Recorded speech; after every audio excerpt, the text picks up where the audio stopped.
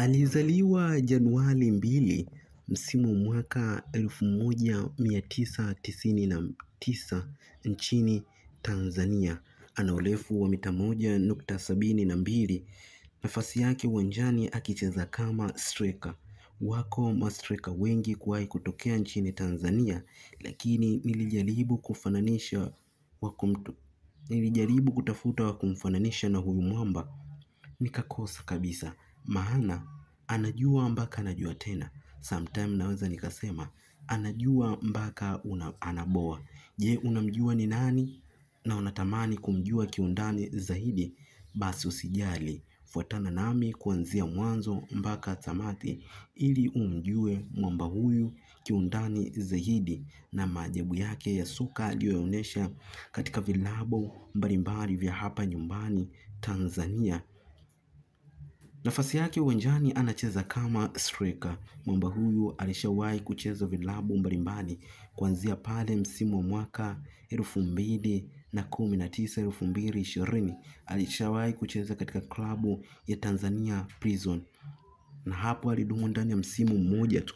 Baada ya kuonesha kiwango bora cha kuvutia, mwamba huyu alibahatika tena kujiunga na klabu ya Waukamikate wa jijini Dar es Salaam, matajiri wa Chamazi hao, kuanzia msimu wa mwaka 2018-2021 kabla hajajiunga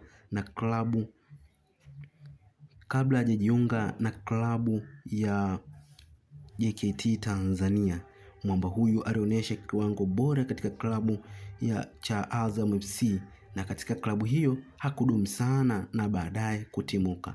Lakini pia alishawahi kucheza katika klabu ya KMC yenye makazi yake huko Mwenge jijini Dar es Salaam msimu wa mwaka 2020-2021. Baada ya kuonyesha kiwango bora kabisa katika klabu hiyo, vilabu mbalimbali vilitaka kuinasa saini yake. Hatimaye msimu wa mwaka 2022-2023, 2023-2024, hivi sasa msimu wa mwaka 2025 unaenda kutamatika. Mwamba huyu alibahatika kusainiwa na klabu ya Dodoma Jiji yenye makazi yake huko jijini Dodoma.